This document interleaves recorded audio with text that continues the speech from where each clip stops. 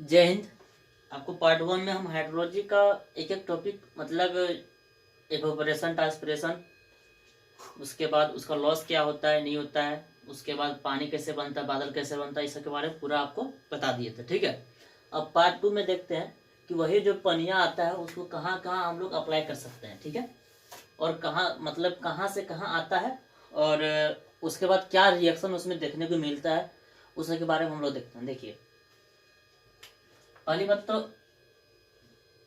यहाँ बादल बना देता है। ठीक है, क्लाउड। ठीक है, यहाँ से पानी गिर रहा है मेरा, पानी यहाँ से बना था, पानी यहाँ से बना था, यहाँ से कंडेंसेशन हुआ था, यहाँ से फिर बादल फॉर्म हुआ, फिर अब यहाँ गिर रहा है पानी। ठीक है, पानी में गिर रहा है, इसको गिराने के बाद देखते हैं क्या क्या होता है। ठीक है, देखिए, जब हम पानी गिराएंगे ना, तो सपोज दैट कि आपका पहाड़ में गिर रहा है पानी। ठीक है, पहाड़ में मतलब क्या, यहाँ पर है हिमालय। ठीक है, यहाँ पर कौन सा हिमालय है, यहाँ पर है गारो, खासी, जयंतिया। सपोज दैट कि इस सब में गिर रहा है मेरा पानी। ठीक है, या कोई भी प्लेन एरिया में गिर रहा है, चलो ठीक है वो सब हटा देते हैं। ठीक है, कोई भी प्लेन एरिया में गिर रहा है, तो मान लीजिए प्लेन एरिया में गिर रहा है, तो अब प्लेन एरिया में गिरेगा पानी। ठीक है, प्लेन एरिया गिरेगा तो पानी क्या हो जाएगा, यहाँ से आएगा, यहाँ से बिखरेगा और उसका चल जाएगा डायरेक्ट नाला में या समुद्र में चल जाएगा या नदी में चल जाएगा। ठीक है, ये सब हो जाएगा। ठीक है, कोई दिक्कत नहीं। अब हम लोग ये पानी को हम पहाड़ में गिराते हैं। ठीक है, ये पानी को हम लोग कहाँ गिराते हैं, पहाड़ में गिराते हैं। हम लोग यहीं पर गिराते हैं पानी को, हिमालय में गिराते हैं। ठीक है, तो हिमालय का सेब ऐसा है ना। अब मान लीजिए कि पानी हम लोग यहाँ से गिरा है। ठीक है, हिमालय में गिरा पानी। ठीक है, कोई दिक्कत नहीं। अब समझिए, यहाँ से जैसे पानी गिरेगा ना, तो यहाँ से आगे भी तो कुछ होगा ना, पहाड़ वहाड़, या तो कहीं मान लिया कि फ्लैट एरिया होगा पहाड़ के जैसे। देखिए, यहाँ पर है आपका जो क्या है, इसको क्या बोलते हैं, प्रायद्वीप बोलते हैं। ठीक है, ये प्रायद्वीप है कि 1000 मीटर से ऊपर है, लेकिन ये पूरा फ्लैट एरिया है। ठीक है, पहाड़ किसको बोलते हैं, जो 1000 मीटर से नीचे है, लेकिन वो मतलब क्या बोलते हैं, 1000 मीटर से नीचे है लेकिन वो ढचकल पचकल है, मतलब उकड़ खाबड़ में है। ठीक है, तो इस तरह से होता है। अब इसको हम लोग धीरे धीरे थोड़ा सा जूम करते हैं। सपोज दैट कि यहाँ पर पानी गिर गया। ठीक है, पानी गिर गया, इधर से को घिरा गया, इधर से घिरा गया ना, इसी को हम लोग बोलते हैं रिज लाइन। क्या बोलते हैं, रिज लाइन। रिज लाइन मतलब क्या है, रिज लाइन दो पहाड़ के बीच में जो भी पानी का पतला रास्ता है उसको हम लोग क्या बोलते हैं, रिज लाइन बोलते हैं। ठीक है, जो भी दो पहाड़, जो भी पानी को रोका है, मतलब पानी कौन रोका है, दो पहाड़ का जो ये पीक पॉइंट है, मतलब कि सबसे ऊंचा वाला जगह, इस तरह से रोका है, इस तरह से पानी मेरा फ्लो हो रहा है। ठीक है, इस तरह से पानी हो रहा है, उसको हम लोग बोलते हैं रिज लाइन, यानी कि इसको हम लोग क्या बोलेंगे, रिज लाइन बोलेंगे। इसको भी क्या बोलेंगे, रिज लाइन बोलेंगे। ठीक है, अब रिज लाइन हो गया। ठीक है, इसको और अच्छा से समझना है तो आप समझिए, जब दो नदी के बीच का जो फ्लैट एरिया होता है ना, यानी कि जमीनी भाग, उसको हम लोग बोलते हैं द्वाब। क्या बोलते हैं, ज्योग्राफी का टॉपिक हो गया, द्वाब बोलते हैं।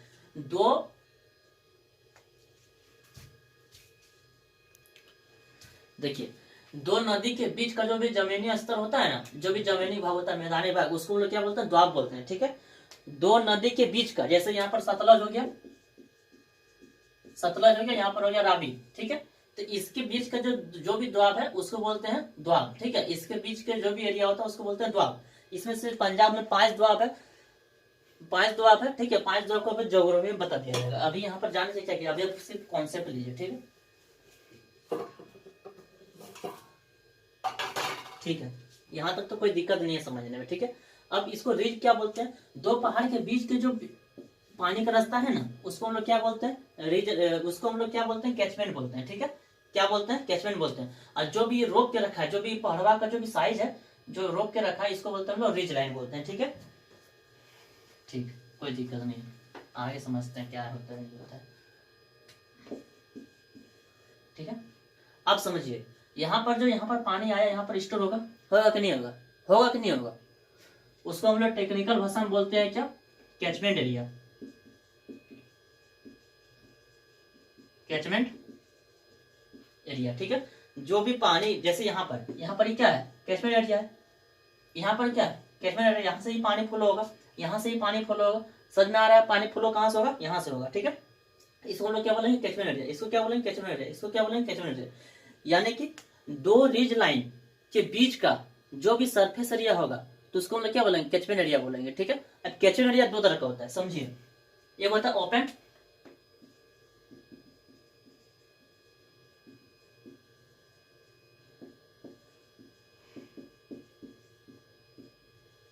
ओपन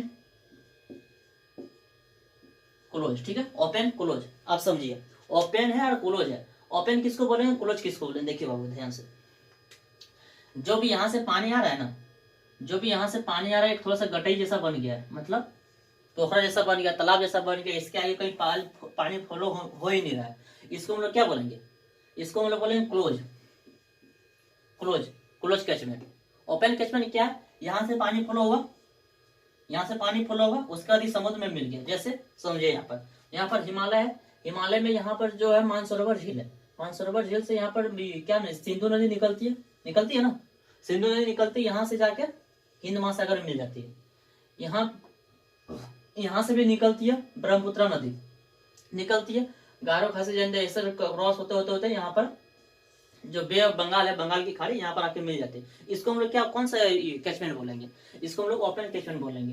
क्लोज कैचमेंट का एग्जांपल क्या है, जो कैस्पियन सागर है, एशिया और यूरोप का बीच का जो बाउंड्री लाइन, मतलब सागर में से जो भी बाउंड्री लाइन को दर्शाता है ना, उसको हम लोग बोलते हैं क्या, कैस्पियन सागर। अब वहां बताइए कि दो पहाड़ है, एक पहाड़ भी रोकता है, जो पहाड़ का क्या नाम है, ठीक है, कैचमेंट एरिया। एक पहाड़ है, उस पहाड़ में जो एशिया और जो यूरोप है उसका बाउंड्री लाइन को दर्शाता है, तो उसको हम लोग कौन सा पहाड़ बोलते हैं, ठीक है। तो यहाँ पर होगा कैस्पियन सागर, कैस्पियन सागर उसको क्या बोलेंगे, क्लोज कैचमेंट एरिया बोलेंगे। और अपना क्लोज कैचमेंट एरिया और क्या क्या हो सकता है, जैसे एक झील है गुजरात में, कौन सा झील है, गुजरात में है, वहां पर भी जो है ना वो भी क्लोज एरिया ही है, ठीक है, तो उसको कैचमेंट एरिया में हम लोग कंसिडर करेंगे, ठीक है, कोई दिक्कत नहीं। चलिए, हाँ, एक यहाँ पर है पेंसोलिक झील, जम्मू कश्मीर में पेंसोलिक झील है, ठीक है। तो पेंसोलिक झील कौन सा हो गया, क्लोज कैचमेंट एरिया हो गया, समझ में आया। पेंसोलिक झील जहां पर 3 इडियट्स मूवी का शूटिंग हुआ है। चलिए, आप समझते हैं इसका इक्वेशन क्या होता है, ठीक है। देखिए, इसको हम लोग बोलते हैं water bodies equation, water budget equation, budget equation या तो हाइड्रोलॉजिकल इक्वेशन, ठीक है। समझिए क्या होता है, इसमें क्या बोलता है ना, इनफ्लो कितना हो रहा है पानी, मतलब इनफ्लो मतलब पानी कितना मेरा गिर रहा है और कितना मेरा बह रहा है और कितना मेरा स्टोरेज है, उसी को हम लोग बोलते हैं वाटर बॉडीज इक्वेशन। उसी को अगर हम दूसरा टॉपिक में बोलेंगे, दूसरा टर्म में बोलेंगे तो हाइड्रोलॉजिकल इक्वेशन बोलते हैं, ठीक है। समझिए, जैसे यहाँ से पानी आया, प्रेसिपिटेशन हुआ, प्रेसिपिटेशन हो रहा है, हाँ, प्रेसिपिटेशन हुआ, यहाँ एक कैचमेंट एरिया, अब सबको मर्ज कर रहे हैं, ठीक है। यहाँ आपको पहाड़ बता दिया, पहाड़ में से कैचमेंट एरिया बन रहा है उसको बता दिए। उसके बाद से यहाँ पर जो है, अब कैचमेंट एरिया में पानी आया, पहाड़ से प्रेसिपिटेशन हुआ, उसके बाद क्या होगा नहीं होगा उसको देखते हैं। देखिए, कैचमेंट एरिया हुआ, आउटफ्लो, आउटफ्लो कौन कौन सा पानी होगा, रन ऑफ होगा, यहाँ से रन ऑफ होगा ना, रन ऑफ मतलब क्या हो, जो भी पानी गिरा, ठीक है, जो भी पानी गिरा और सॉइल में ना सेटल होके वो डायरेक्ट अगर बहने लगा, यानी स्विम करने लगा, समुद्र में मिल गया, तो उसको हम लोग बोलते हैं रन ऑफ, ठीक है। सीपेज को क्या रन ऑफ बोलेंगे, बिल्कुल बोलेंगे सीपेज को रन ऑफ। आउटपुट तो निकल रहा है ना यार, उसके बाद क्या हो सकता है, इवापोरेशन हो सकता है। जैसे पानी आया आउटपुट में, यहाँ से, यहाँ नाला है, यहाँ जो भी है, यहाँ से फिर पानी अपना इवापोरेट हो रहा है, यानी कि इवापोरेशन तो हो गया ना, आउटवर्ड डायरेक्शन में जा रहा है। उसके बाद क्या बोलते हैं, ट्रांसमिशन, ट्रांसपेरेशन, हाँ,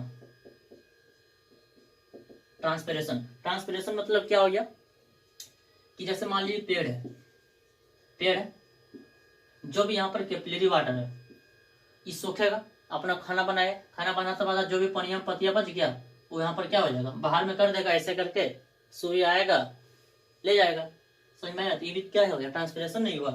तो मतलब आउटपुट आ गया, तो इसको हम लोग क्या बोल सकते हैं, ट्रांसपिरेशन हो गया। और क्या हो सकता है, और सोचिए, ट्रांसपिरेशन, हाँ इवोपो ट्रांसपिरेशन, जो इसका सराउंडिंग में होता है, इवोपो ट्रांसपिरेशन, ये भी तो हो जाएगा ना, आउटवर्ड में हो जाएगा।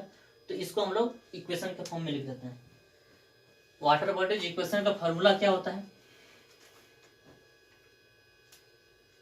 इनपुट कितना आ रहा है, आउटपुट कितना हो रहा है, equal to change in storage. मतलब उसमें से जैसे मान लीजिए यहाँ से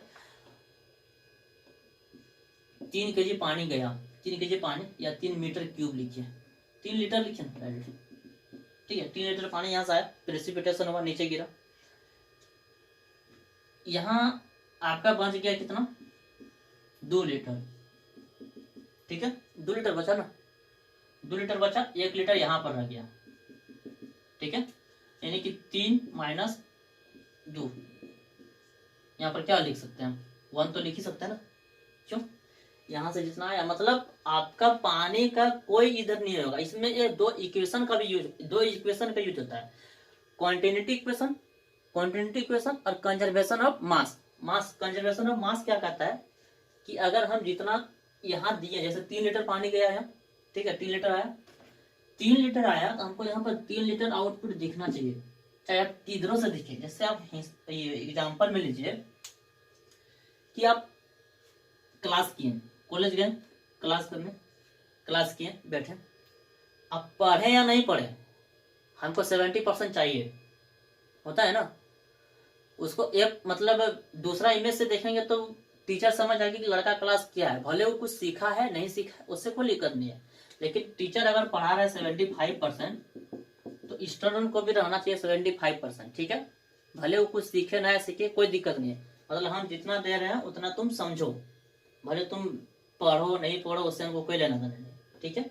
इस तो जितना हम दे रहे हैं उतना तुमको दिखाना पड़ेगा कि हाँ यहाँ 3 लीटर आ रहा है, मतलब 3 लीटर का तुमको हिसाब देना पड़ेगा।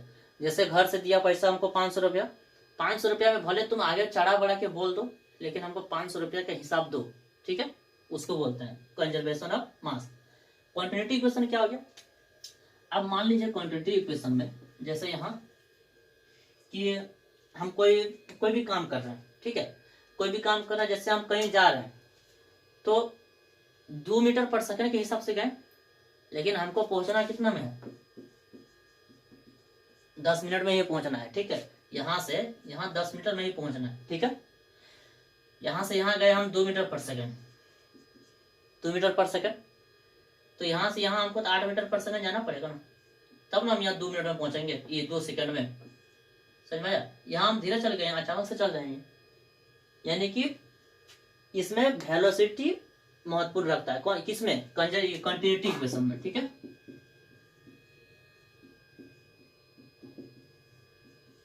कंटिन्यूटी इक्वेशन में, ठीक है। अब कंटिन्यूटी इक्वेशन क्या है, कंजर्वेशन ऑफ मास क्या है, इसके बारे में हम लोग एफएम में अच्छा से चर्चा करेंगे, ठीक है।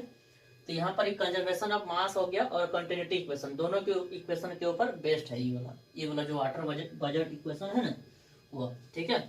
ठीक, इसके छोटा सा एक फॉर्मूला लिख देते हैं, देखिए इनपुट में क्या हो गया, प्रेसिपिटेशन हो गया, आउटपुट में क्या क्या हो जाएगा, रनअप हो जाएगा, ना रनअप। उसके बाद और क्या क्या हो सकता है, रनअप हो गया, और क्या हो सकता है, सीपेज हो सकता है, और इवापोरेशन हो सकता है, और ट्रांसपिरेशन हो सकता है, और क्या हो सकता है,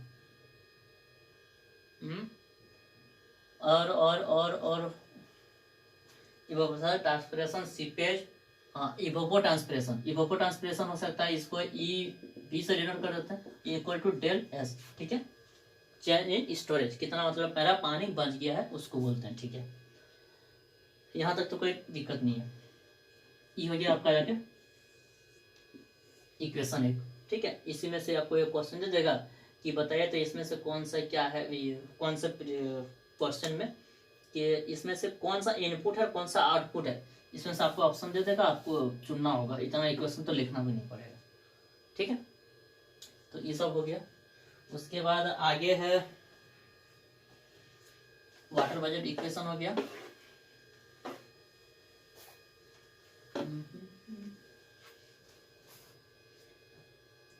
उसके बाद एक है रेसिडेंस टाइम।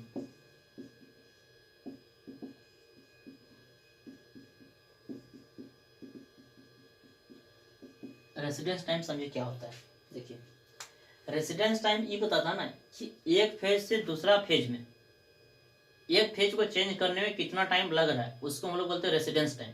जैसे कि जैसे यहाँ बादल है, ये यहाँ पानी है, यहाँ सन है, ठीक है। यहाँ पर क्या है, यहाँ से इवोपरेशन हो रहा है। यहाँ तो यहाँ क्या है, लिक्विड है, ठीक है। यहाँ क्या है, गैस है। तो यहाँ से यहाँ तो एक फेज ना हो गया बाबू, एक फेज हो गया। तो एक फेज को चेंज करने में कितना टाइम लग रहा है? हो सकता है 2 मिनट लगेगा, हो सकता है आधा घंटा लग जाए, ठीक है। तो ये क्या हो गया, रेसिडेंस टाइम हो गया, ठीक है। रेसिडेंस टाइम का मतलब क्या हो गया कि कोई भी एक फेज को चेंज करने में मतलब कितना टाइम लग रहा है, उसको हम लोग बोलते हैं रेसिडेंस टाइम, ठीक है। अब रेसिडेंस टाइम में इसका यूनिट पूछता है, तो यूनिट पूछता है तो रेसिडेंस टाइम। देखिए रेसिडेंस टाइम को तो हम जूम करके देखें तो इसमें हो जाता है ना वॉल्यूम बाय डिस्चार्ज। अब वॉल्यूम बाय डिस्चार्ज, इसको थोड़ा सा जूम आउट करते हैं। वॉल्यूम को क्या लिख सकते हैं, मीटर क्यूब, और डिस्चार्ज को मीटर क्यूब पर सेकेंड लिख सकते हैं। मीटर क्यूब कटा, सेकेंड बचा, यानी कि रेसिडेंस टाइम का यूनिट क्या हो गया, सेकेंड हो गया। समझ में आया? चलिए और क्या, रेसिडेंस टाइम हो गया, वाटर बजट इक्वेशन हो गया, कैचमेंट हो गया, उसके बाद वाटर बजट इक्वेशन, कैचमेंट, उसके बाद एक है टाइप्स ऑफ प्रेसिपिटेशन, ठीक है। उसके लिए एक अलग वीडियो बनाई, क्योंकि